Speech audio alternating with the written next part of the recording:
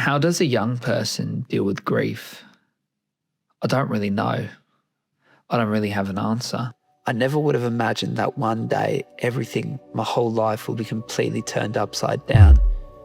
I was only 15 when I sadly lost my dad to a heart attack. We did everything together, whether it was playing sport or playing the guitar. Dad always pushed me to achieve the best. Dear Adam, wishing you a very happy birthday. Hope you have a lovely day. The last year was your best ever, Adam. You're growing up to be a fine, responsible young man. These are your marks. 10 out of 10 effort in studies. Yeah, I did them well. 10 out of 10 effort in music. I think so. 10 out of 10 effort in your fitness. Again, I don't think so back at that time, but now it's been all right. I'd say 8 out of 10, let's be reasonable. 0 out of 10 effort in making us cups of tea.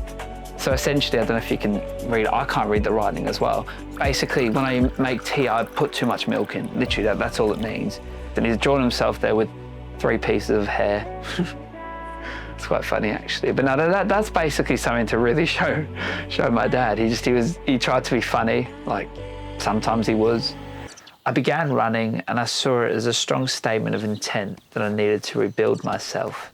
It's incredibly important that you find someone with years of experience to help you when things get incredibly tough. For me, that was Father Michael.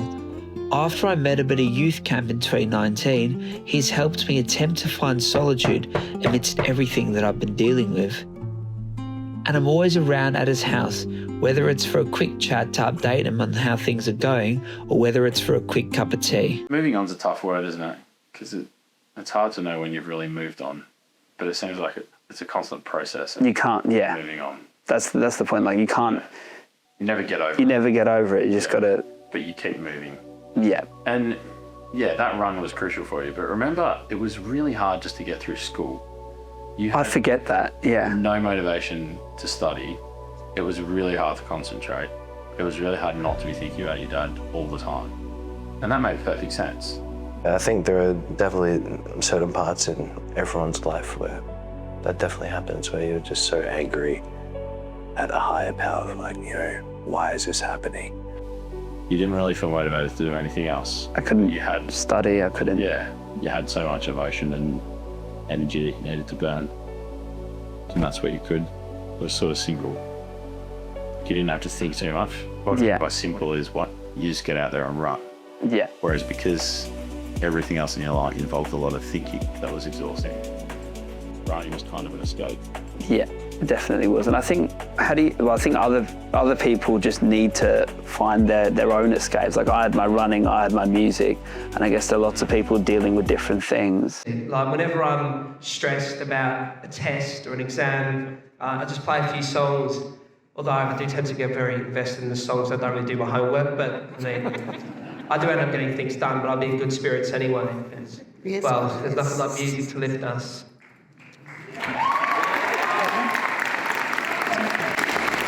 I mean, obviously we had the Ballarat Marathon together, and it was such a highlight. You know, everything we worked for, however hard, you know, those training days, that our mess arounds, everything we've done, it was sort of all meant something in the end. Yeah. And I guess the feeling of, you know, the satisfaction of all that training we put in, all that, you know, overthinking to finally, you know, finish that and complete that. It's one of the best feelings, you know, because we put our mind to it. And we said what we wanted to do, and we did it. So. And I said, yeah.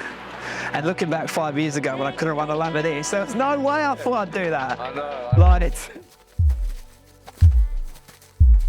I stumbled across a TikTok actually, which is a little bit strange. And basically it said something like, talk about it if it keeps you here. I mean, I saw that as really significant because that was one of the most crucial things I did in order to persevere, in order to get forward, in order to progress in any way that I could. Well, I was about to say that actually, that's one of the things you did really well. You didn't just let yourself feel Times I did. Rubbish without talking. Well, maybe, yeah, okay, true. But never for long. I mean, you kept talking to me. Like, even if neither you nor I could have a solution for how you were feeling. The typical stuff everyone says is, I stay strong, get through it. That doesn't help. It doesn't help. Having hope that it will work out, even though you can't see where it's going, keeps you going one day at a time and not giving up. Because really, giving up just means you'll stop trying to stop improving, and then you can't really move anyway. Even if you don't have much in you, you've got to find that little thing that can keep you going. Set little goals, find little steps that keep you going, and then you'll be able to achieve anything. Like, the sky's the limit. Like, if you would have told me I'd run a marathon, I think you're mad. Like, there was no chance I thought I'd ever run a marathon. I couldn't even run 400 meters a few years ago. Like, literally, it's so anything can happen. And it wasn't like everything was jovial. It wasn't like I was happy. It wasn't like I was, yes, I'm going for a run this morning. No, I was pissed off most of the time. I think people can learn a lot from your example, particularly because it doesn't present as just a quick fix. It's Oh, yeah. So you found the key solution and then you Yeah. did it, and then life was great. An old mate of me once actually said that everything is a test, and you've got to make it through. Like, there's no other alternative, really. Of course, I still think about my dad all the time, and I wish more than anything that I could speak to him. But I'm just so immensely grateful for everyone who's been there throughout everything. But I hope more than anything that I've helped you see that even if you feel completely broken at times, it doesn't have to stop you from making memories that will ultimately last a lifetime.